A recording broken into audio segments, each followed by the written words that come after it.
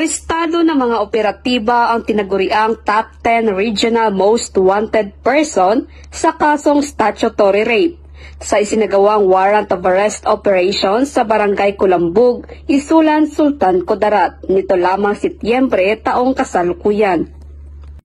Kinilala ng Isulan Municipal Police Station ang suspect na si Alias Ray, 54 na taong gulang, isang magsasaka at residente ng nabanggit na lugar. Bandang alas 9:30 ng gabi nang isinagawa ng Isulan MPS kasama iba pang mga operatiba ang warrant of arrest operation sa pamamahay ng suspect na nagresulta ng matagumpay na pagka-aresto.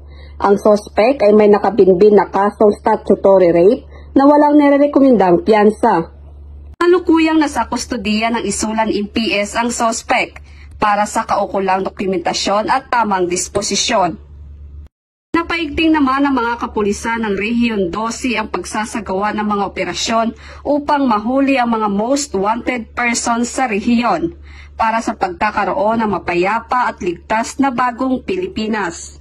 Mula dito sa General Santos City, ako ang inyong PNN correspondent, Patrolwoman Vina Morales, alagad ng batas, tagataguyod ng Balitang Pulis.